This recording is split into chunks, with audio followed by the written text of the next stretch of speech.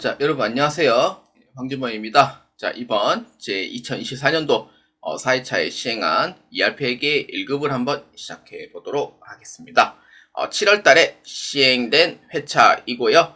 여러분들께서 프리해설을 최대한 쉽게 적용하기 위하여 열심히 프리해설을 시작해 보도록 하겠습니다.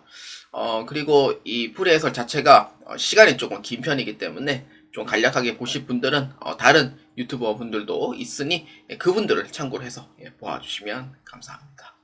저는 약간 간략하게 하는 것보다는 약간 확실하게 준비를 하는 편이기 때문에 그래서 프리해설 시간이 좀 긴다는 점 이해를 부탁드리고요. 특히 여유 있게 준비하시는 분들 위해서 준비를 하는 거니 꼭 벼락치기 하는 것보다는 프로그램도 운용도 해보고 여러분들 시험치기 딱 2주 전에 여유 있게 딱 준비하시는 것을 저는 추천드리는 바입니다.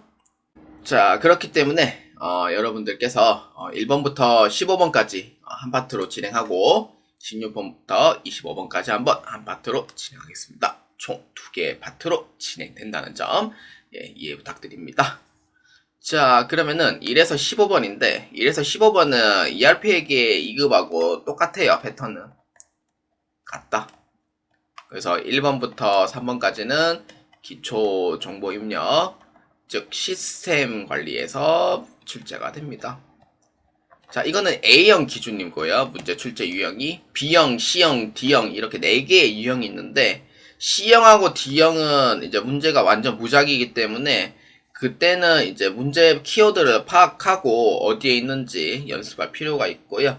A형하고 B형은 문제 자체의 흐트림이 그렇게 없기 때문에 그래서 거의 이 순서대로 나올 수도 있다라고 보아주시면 됩니다.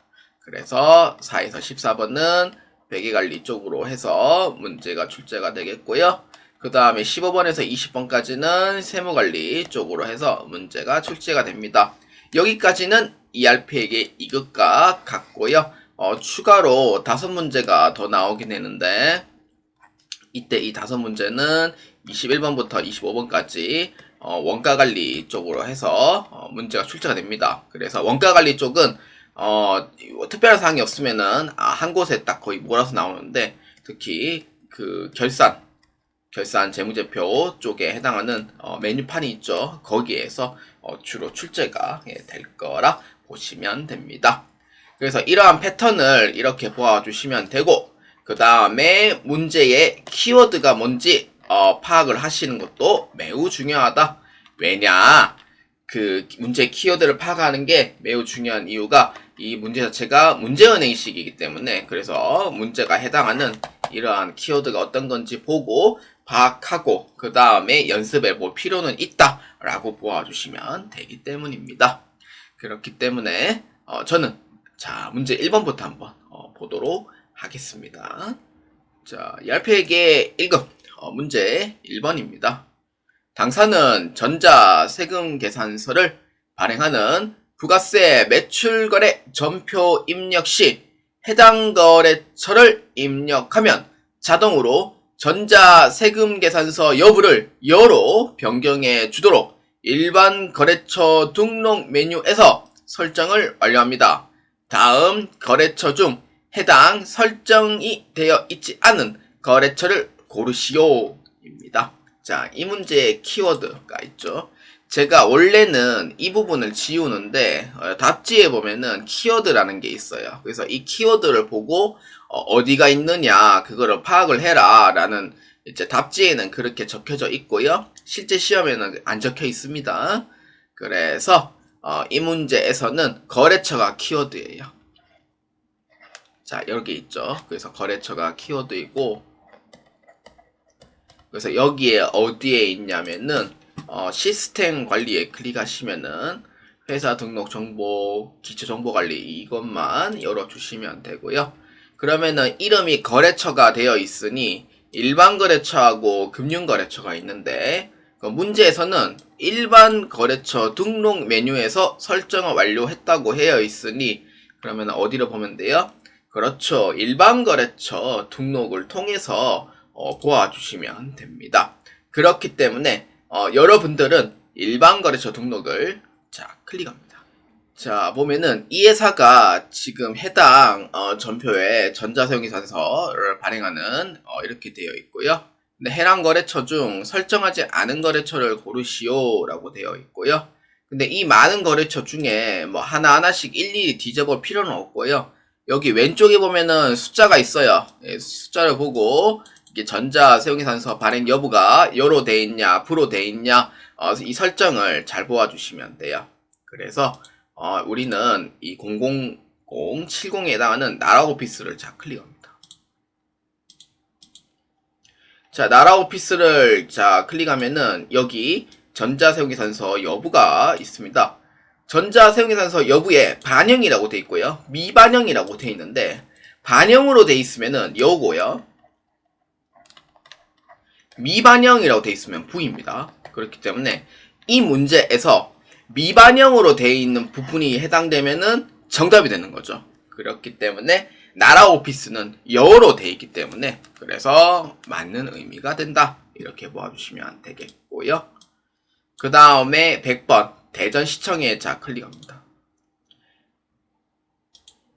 자, 대전시청도 반영으로 되어 있습니다. 그래서 여가 대당이 되고요. 그 다음에 밑으로 보시면은 101번 SJ 정보통신 반영으로 되어 있습니다. 그럼 이 뜻은 여로 되어 있다는 의미가 되겠고요. 그러면은 1번에 다 몇 번이에요? 그렇죠. 4번밖에 없다는 뜻이에요.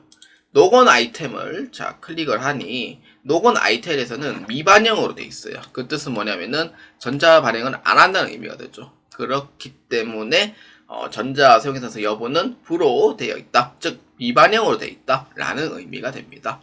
그래서 이에 해당한 정답 몇 번? 그렇죠. 4번으로 체크해 주시면 되겠습니다.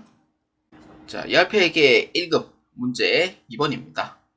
강사는 전표 입력 시 일부 계정에 대해 프로젝트를 입력하도록 설정되어져 있습니다. 다음 전표 입력 시 프로젝트 입력이 불가한 계정을 고르시오입니다. 자, 이 문제의 키워드는요, 프로젝트가 키워드가 아닙니다. 여기에 보시면 계정이라고 되어 있죠. 계정이 키워드예요. 프로젝트라고 하면은 프로젝트 등록이라고 있는데 프로젝트 등록에 이렇게 보시면은 이거는 등록을 하는 거지 계정 과목이 어떤 거 있는지까지는 안 보여준단 말이에요. 그래서 이렇게 이제 공장이 이렇게 있는 뭐 이렇게 이제 확인하는 거지 여기에서는 계정 과목이 어떤 건지 확인을 불가하다. 그래서 프로젝트가 키워드가 아니다. 이렇게 보아주시면 되겠고요. 그렇기 때문에 계정이 키워드더라. 이렇게 보아주시면 됩니다. 여기 다 계정 과목이죠. 그렇기 때문에 계정 과목 등록이라고 있어요. 여기가 우리가 찾고자 하는 부분이 됩니다. 그렇기 때문에 계정이 키워드이니 여기에 계정 과목 등록이라고 있습니다.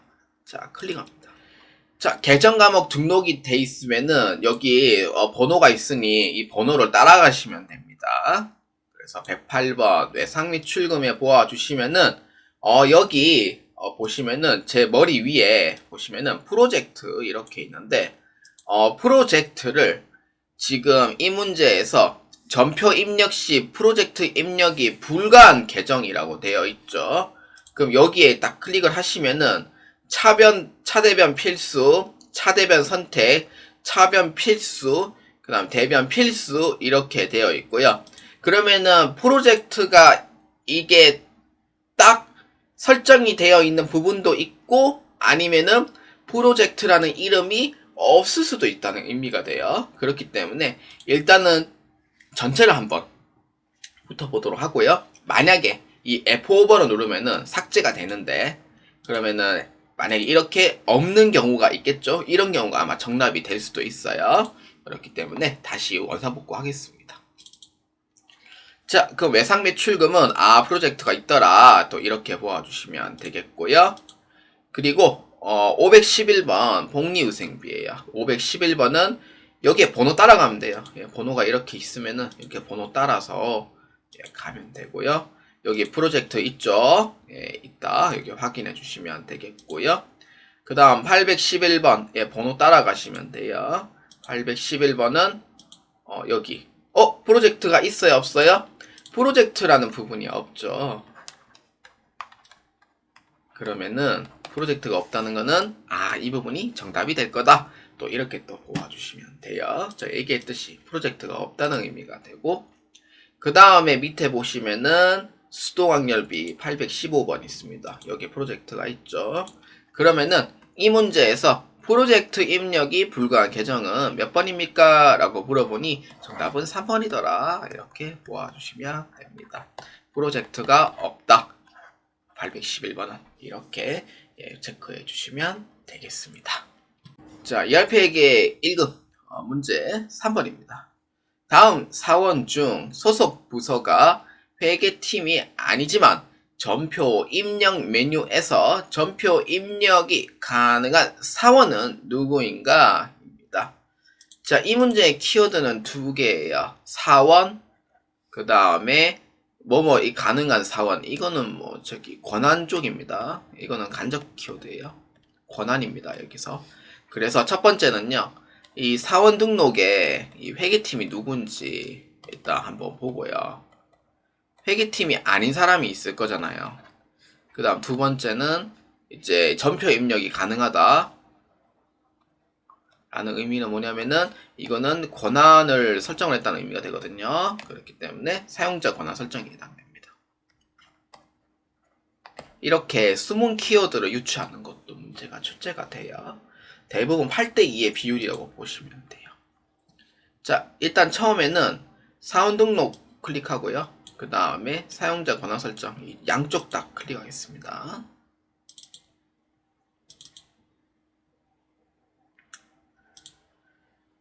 자, 사원 등록에 보면은 회계팀이라고 되어 있고요. 회계팀은 3명, 김은찬, 윤수연, 박혜수입니다. 윤수연은 그러면은 회계팀이 맞다는 의미가 되니까 윤수연은 관계가 없고, 김은찬도 관계가 없다는 의미가 돼요. 그러면은 김수빈 아니면은 신서율 중 답이 그 중에 하나겠다라는 의미로 또 해석할 수가 있어요. 그렇기 때문에 사용자 권한 설정에 클릭을 해서 여기에 이제 모듈 구분이라고 있는데 ERP에게 2급에도 자주 나오죠. 모듈 구분에 클릭하면은 회계관리 쪽을 클릭합니다. 자, 그러면은 회계팀은 아니지만 라는 부분이 이제 신서율은 없어요. 신서율은 없죠. 그러면은 답 몇 번이에요? 3번밖에 없다는 거예요. 김수빈은 회계팀은 아니지만 라고 돼 있죠. 그럼 회계팀이 아닌 거예요, 김수빈은. 그럼 어느 부서예요? 라고 물어보면은 김수빈은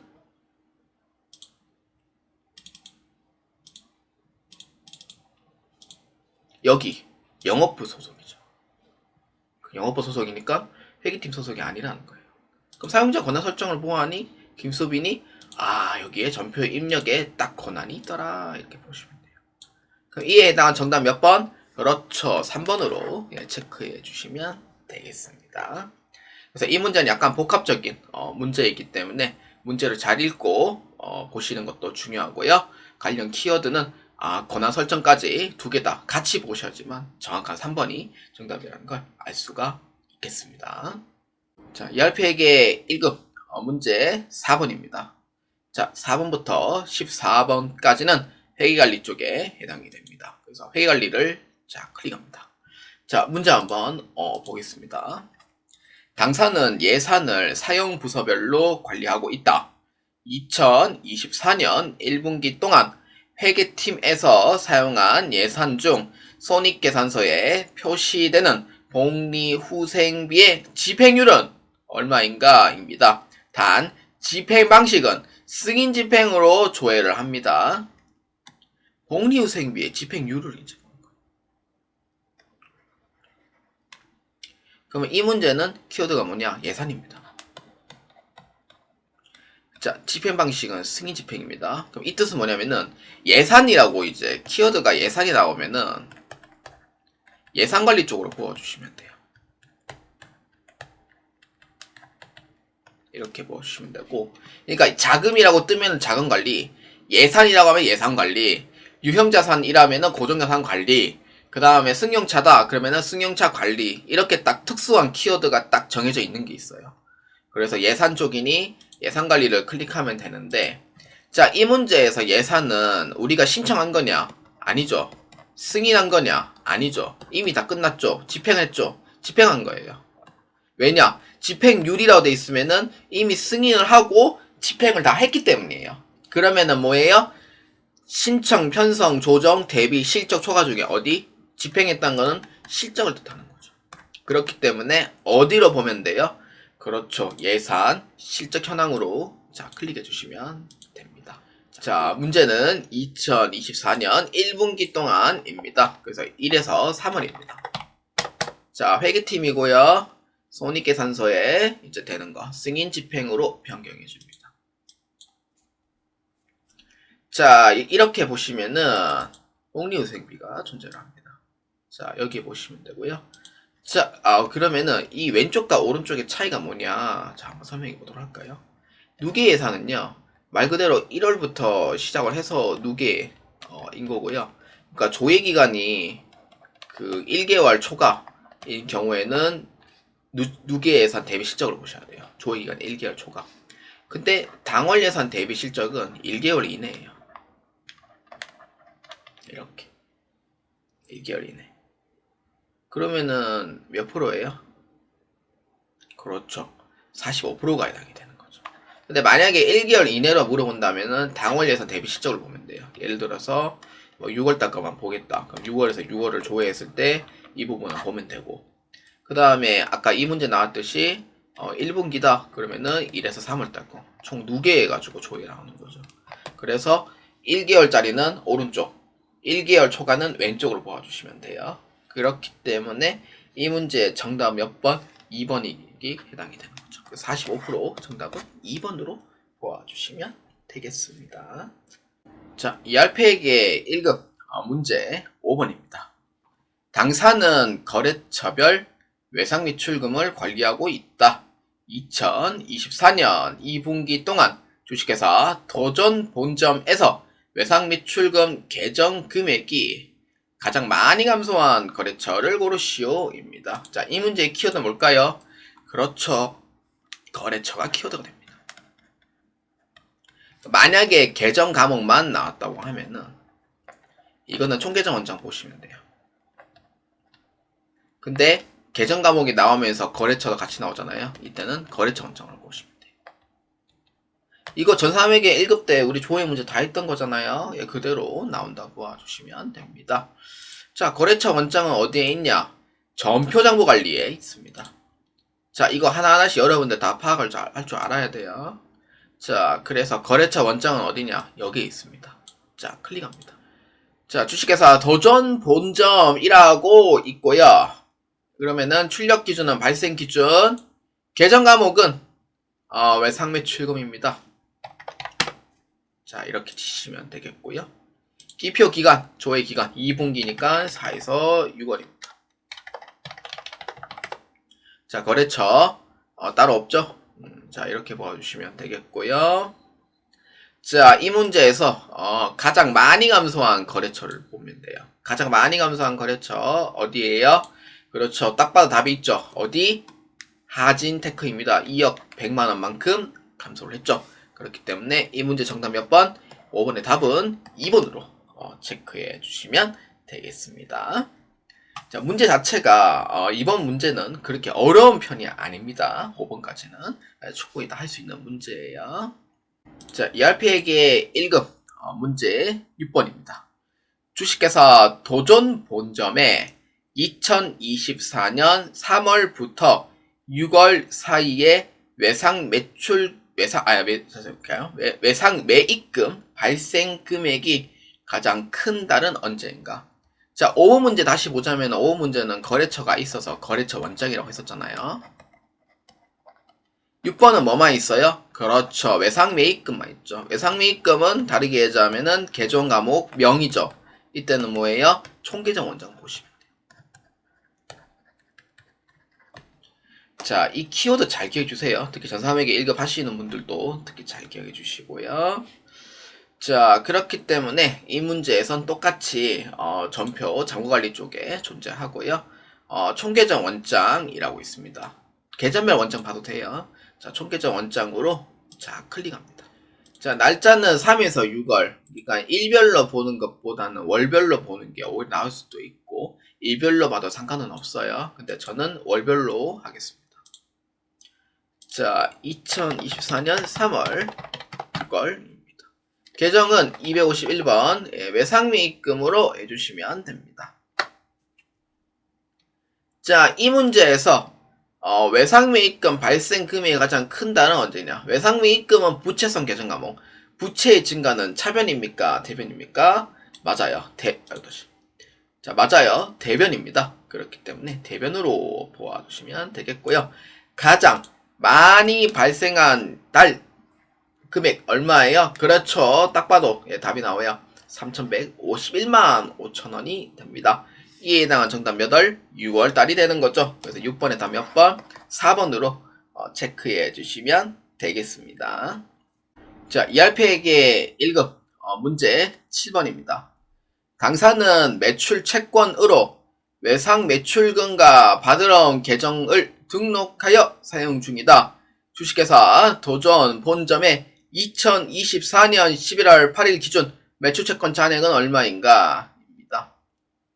자, 이 문제는 어쩔 수 없이 외울 수밖에 없는 문제고요. 과거에 몇 번 나왔던 문제 중 하나입니다. 자, 11월 8일 기준 매출채권 잔액은 얼마인가? 자, 이거를 딱 보면서 아, 여기다 라고 생각해 주시면 돼요. 어디? 채권 채무 조회서입니다. 자, 이걸 간략하게 설명하자면은 감사법인에서 이제 진행을 할 때 상대방 회사의 잔액이 맞나 안 맞나 확인서를 딱 보내요. 그럼 맞으면 맞고 안 맞으면 안 맞다고 해요. 그럼 안 맞으면 우리가 이제 해결을 해서 다시 그 잔액을 조정을 해서 이제 수정을 해서 이제 회계사한테 보여줘야 돼요. 근데 만약에 채권 채무 조회서가 물론 샘플인데도 100% 다 맞다고 보장은 못하겠지만 일부 틀리는 부분도 있단 말이에요. 그래서 그러한 부분에서 이제 회신을 할 때 다시 그 이제 잔액 조정을 하고, 근데 만약에 그러한 상황에서 하지 않았다고 하면은 적정 의견 내기는 힘들겠죠. 그래서 한정 의견이나 아니면 부적정 의견을 낼 수 있는 가능성도 있습니다. 그래서 이 상대방 잔액과 맞다는 것도 확인하는 것도 상당히 중요한 절차라고 보시면 됩니다. 자, 그렇기 때문에 자, 채권 채무 조회서입니다. 자, 여러분들은 이 채권 채무 조회서를 보기 위하여 여기 채권 연년 분석 밑에 보시면은 제일 밑에서 두 번째 채권 채무 잔액 조회서라고 있습니다. 자, 클릭합니다. 자, 여기서 보면은 채권 채무 잔액, 채권 채무 조회서 이렇게 있는데 채권 채무 조회서를 쫙 클릭합니다. 발행 차수는 뭐 딱히 없고요. 근데 이거를 안 하면은 안 넘어가요. 예, 안 넘어가기 때문에. 그래서 이거는 뭐 발행 차수가 없기 때문에 뭐 이건 할 수가 없는 상황이고요. 여기를 봅시다. 자, 기준 일자는 2024년도 11월 8일. 계정별. 근데 거래처는 없고요. 거래처 없고 외상 매출금하고 받으러옴인데, 자, 그러면은 일단 이 상태에서 한번 조회해 보도록 합시다. 자, 그러면은 외상 매출금과 받으러움이 오른쪽 라인에 존재를 하고요. 자, 일단 거래처가 누군지 모르니 자, 이렇게 한번 봅시다.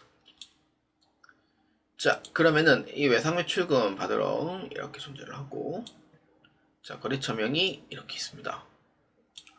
자, 그러면은 2024년 11월 8일 기준 매출채권 잔액은 얼마입니까? 라고 물어보니 이 매출채권 잔액은 이 금액 전체를 물어보는 문제가 돼요. 근데 근데 잔액 전체를 보려면은 제가 지금 이 사항이 가려져 있기 때문에 그래서 화면 분할을 통해서 자, 한번 봅시다. 자, 얼마냐면은 이 금액들을 두 개 다 합치면 돼요. 대략 한 28억 원 정도 나올 거라 생각하고요. 그러면은 1번과 2번은 답이 될 수가 없어요. 그렇기 때문에 이 계산기를 통해서 더해주시면 돼요.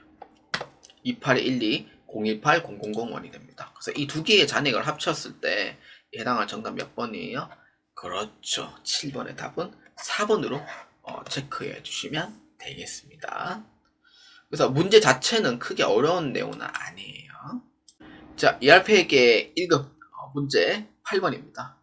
당사는 98001 신안은행 거래처에 당좌 한도액을 1억 원으로 설정하려고 합니다. 해당 거래처에 당좌 한도액을 입력한 후에 주식회사 도전에 2024년 3월 8일 보통예금 개정 중에 신한은행 거래처의 가용금액으로 옳은 것을 고르시오입니다. 자, 이 문제는 신한은행하고 이제 당좌 한도 이제 체결을 해요. 그러면은 개정 과목이 이제 당좌 차월이라는 개정 과목이 생기는 거죠. 근데 이거를 여신 한도를 정했을 때 1억인데 아직 설정을 안 했는 거예요. 그래서 일단 이 문제 첫 번째 해결 방법은 거래처 등록에 보시면은 금융거래처 이제라고 있어요. 거기에 여신 한도액을 설정합니다. 여신 한도액을 설정하고 두 번째 이제 계정별 그 거래처 원장, 왜냐면은 신한은행에 해당하는 그 거래처를 봐야 되기 때문에 신한은행에 해당하는 거래처의 보통예금 중 가용자금 내가 얼마 정도 쓸 수 있냐, 이제 그거를 이제 한번 보는 거예요. 그래서 이 두 가지 사항에 대해서 한번 보도록 하겠습니다. 자, 일단 첫 번째는 시스템 관리에서 우리가 아까 2번 문제에서 거래처 등록에서 아까 했던 문제 있죠. 일반 거래처가 아닌 금융거래처 등록에 자 클릭합니다. 자, 이 문제에서 98001 신한은행을 자 클릭합니다. 자, 신한은행을 자 클릭하면은 자 여기에서 보면은 여기 당좌 한도액이라고 있습니다. 여기 당좌 한도액을 여기에 이제 1억 원이라고 딱 넣어줘요. 자, 이 상태에서 나가면은 그 저장이 잘 안 됩니다. 그래서 끝까지 엔터를 치고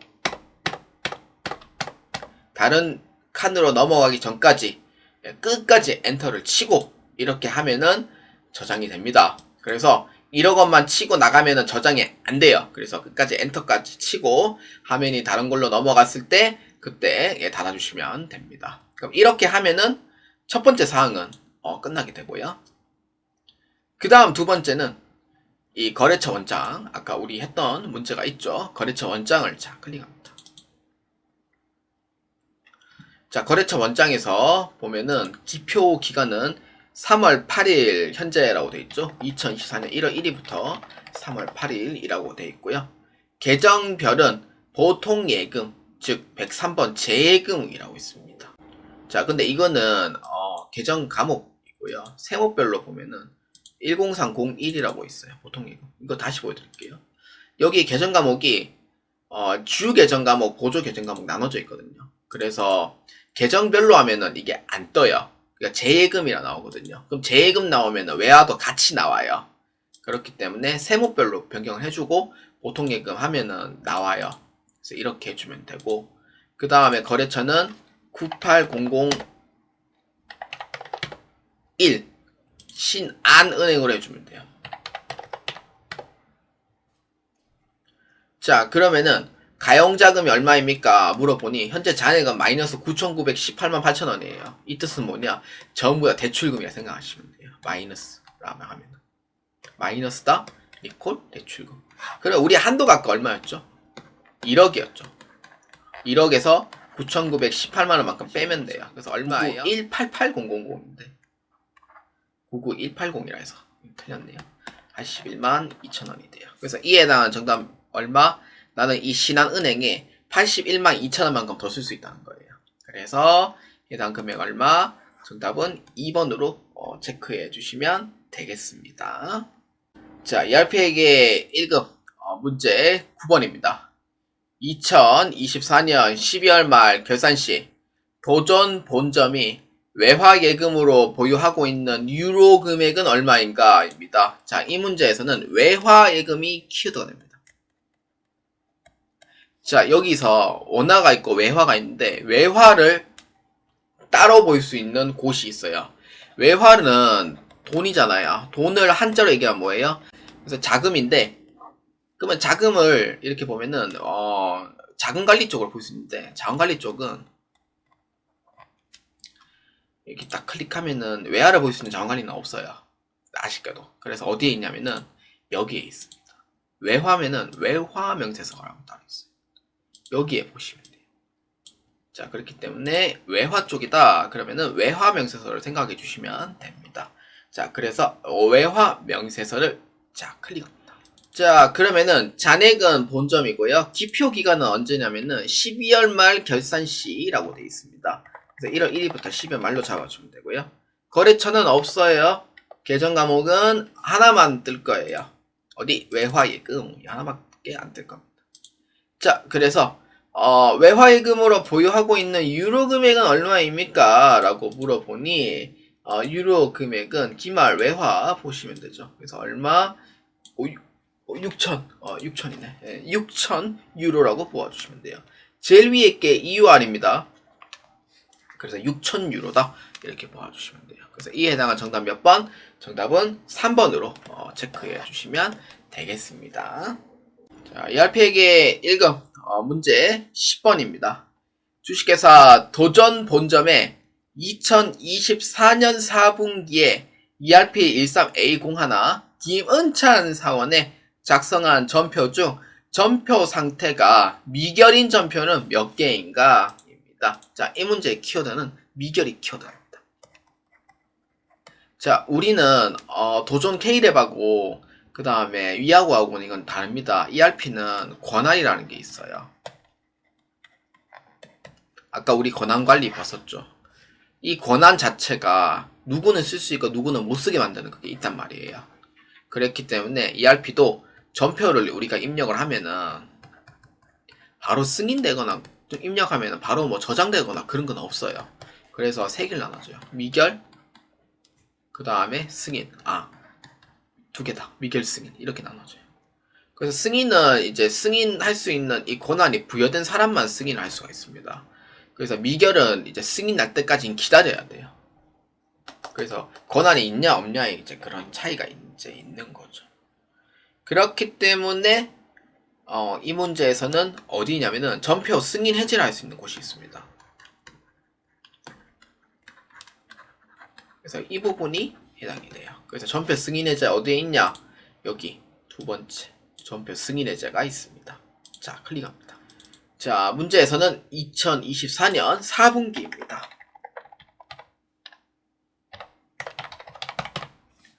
자, 여기서 보시면은 전표 상태가 미결이라고 나와 있어요. 자, 이렇게 미결되어 있고요. 승인이라고 되어 있으면은 승인은 이렇게 딱 승인이 되어 있고 이 사람의 작업자 이름이 다 있어요. 이 작업자 이름이 죄송합니다. 승인자입니다. 승인자의 이름이 있어요. 승인자의 이름이 있으면은 승인이 되어 있다라고 보아주시면 되고, 근데 다시 여기에 미결을 클릭하면은 승인자 이름이 없죠. 그 뜻은 뭐냐면은 이거는 승인이 안 돼 있다는 뜻이에요. 승인이 안 돼 있다? 이것은 결제가 안 돼 있다. 즉 미결이라는 뜻입니다. 이렇게 이해해 주시면 돼요. 근데 이거는 여러분들이 직접 ERP 쓰는 회사로 취업하시면 대번에 이해됩니다. 한 번에 바로 이해가 돼요. 그래서 승인자가 없으니 이거는 아직 결제가 안 돼 있다는 거고, 그래서 이거는 장부에다가 반영이 안 돼 있다는 뜻이 돼요. 그렇기 때문에 그래서 이 문제의 미결은 몇 건입니까? 그렇죠. 정답은 1번 3건으로 보아주시면 되겠습니다. 자, ERP에게 1급 문제 11번입니다. 주식회사 도전 본점에 2024년 상반기 동안 복리후생비 계정을 가장 많이 사용한 달은 언제인가? 입니다. 자, 이 문제의 키워드는 복리후생비가 키워드가 되겠습니다. 상반기라고 돼 있으면은 사실 이제 뭐 기간별 이라는 부분도 있긴 하지만, 근데 이 문제에서는 비율에 대해서 물어보는 건 아니라서 굳이 기간별 손익계산서는 안 봐도 되고요. 복리후생비 계정을 많이 사용한 달 언제라고 이제 물어보죠. 그러면은 이 뜻은 뭐냐면은 계정 과목만 돼 있으니 아까 우리 6번인가 5번인가 했었죠. 총계정 원장 보시면 돼요. 그렇기 때문에 이 문제의 키워드는 복리후생비가 키워드이면서 계정 과목을 물어보니 총계정 원장이 해당이 됩니다. 그래서 우리는 총계정 원장을 클릭합니다. 자, 월별로 해서 볼까요? 월별로 보는 게 오히려 더 편해요. 자, 봅시다. 2, 3, 4, 6월달 상반기입니다. 이걸로 하고요. 복리후생비입니다. 판관비로 체크해 주시면 됩니다. 자, 이 문제에서 2, 3, 4, 6을 물어보니, 자, 이것만 보면 되죠. 자, 그랬더니, 복리후생비를 가장 많이 사용한 달은 언제냐라고 물어보면은, 여기. 6월달로 보시면 돼요. 그래서 이에 해당하는 정답 몇 번? 11번의 답은 4번으로 체크해 주시면 됩니다. 그래서 368만원이 됩니다. 자, 열폐기 1급 문제 12번입니다.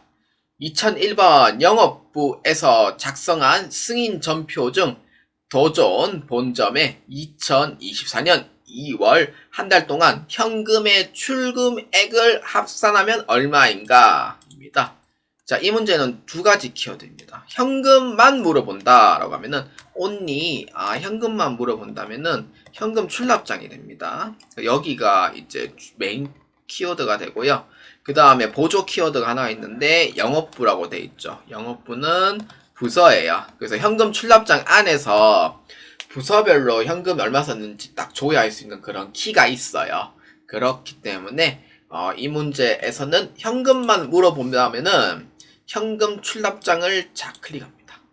자, 현금 출납장을 물어보면은 여기에 결의부서별이라고 나와 있어요. 그래서 우리는 부서에 해당하는 이 현금 금액이 얼마냐 그거에 대해서 물어보는 거고, 그렇기 때문에 결의부서별을 클릭합니다. 자, 우리의 결의부서는 어디입니까? 물어보면은 영업부가 결의부서가 되겠고, 2월 한 달 동안이라고 되어 있으니 2024년 2월 1일부터 2024년 2월 28일이에요? 29일이에요? 올해 윤달이 꼈어요. 그래서 29일로 해주시면 돼요. 자, 28일로 해주면 안 돼요. 봐요, 보세요. 29일이죠. 오늘 윤달이에요, 윤달. 자, 그래서 얼마 출금되었습니까? 라고 물어보니 아이고야 2월 20일에 영업부에 현금으로 쓴 거는 35만원 밖에 안 됐다, 이렇게 보시면 돼요.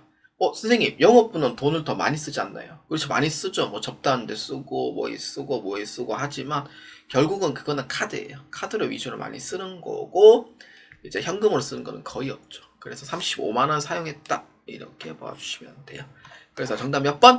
12번의 답은 1번으로 체크해 주시면 되겠습니다.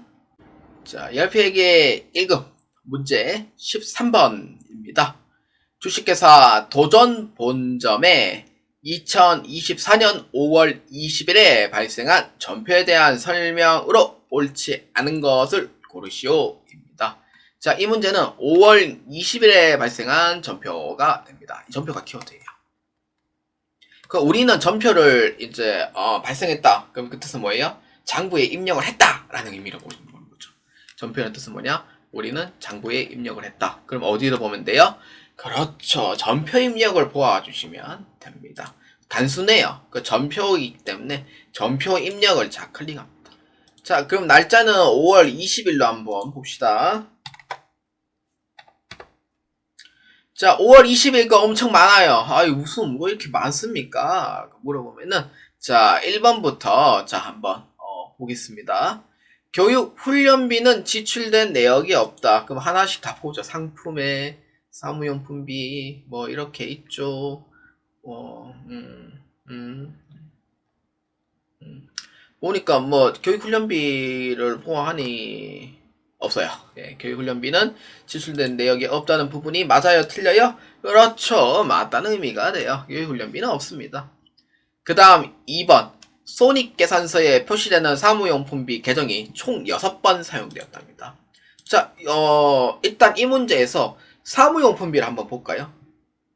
사무용품비를 보아하니 6번이라고 되어 있는데 하나, 둘, 셋, 넷, 5번. 그러니까 계정 과목은 5번을 썼고, 그 다음에 사무용품비가 한 번 더 맞는가 확인하려면은 위에 거 다시 또 들춰봐야 되는 거죠.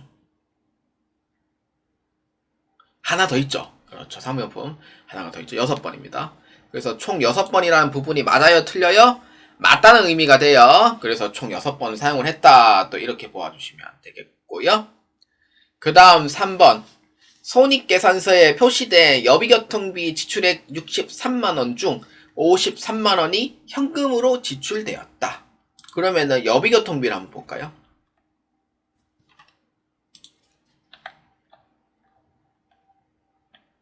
여기죠.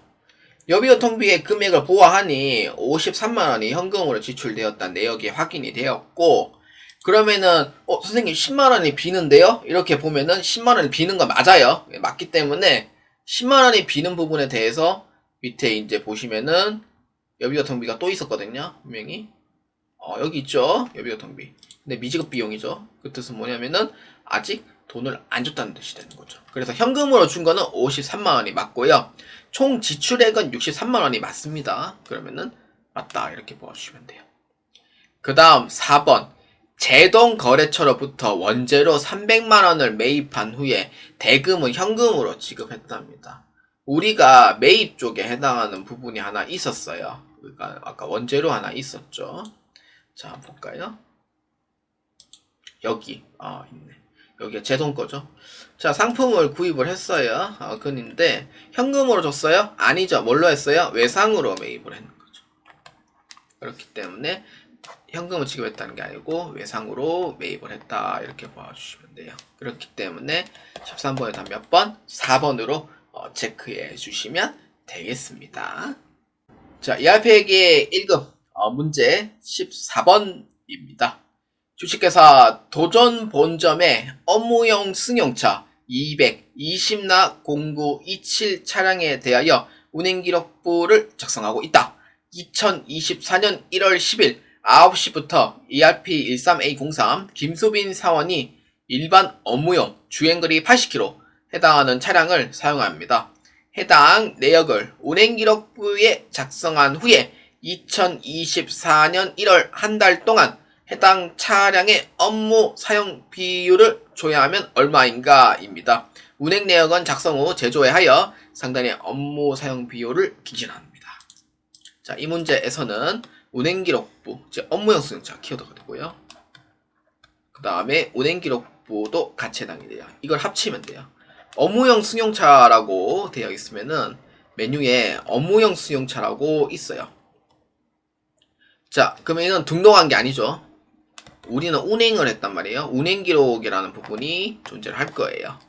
그러면은 어디에 보냐면은 자, 여기 업무용 승용차 관리에 자 클릭합니다. 여기에 해당이 되죠. 그래서 어디에 있냐면은 운행기록을 했으니 운행기록부 두 번째 칸에 있어요. 자, 클릭합니다. 자, 운행기록부를 이렇게 보아하니 지금 사용 기간은 2024년 1월 10일에 사용을 했답니다.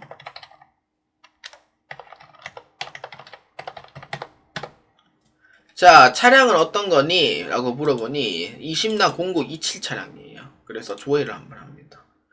자, 지금 1월 10일 것만 이제 봤을 때는 없죠 지금. 그래서 1월 한 달 전체를 봐야 되는데 일단은 그러면은 사용 기간을 1월 1일부터 1월 31일로 잡아줘요. 다시. 그러면은 여기에 딱 뜨죠. 그러니까 얼마 썼는지. 여기에다가 그냥 추가로 넣어주면 돼요. 왜냐면은 1월 10일 것만 넣으면 안 뜨는 경우가 있었거든요. 그래서 제가 그게 생각이 났어요. 그래가지고 전체를 요구하는 사항에 해주면 되겠고요. 자, 이렇게 등록해줘요. 주행거리 80. 자, 업무용 썼죠? 80이죠? 자, 이렇게 해서 엔터 끝까지 치면 돼요.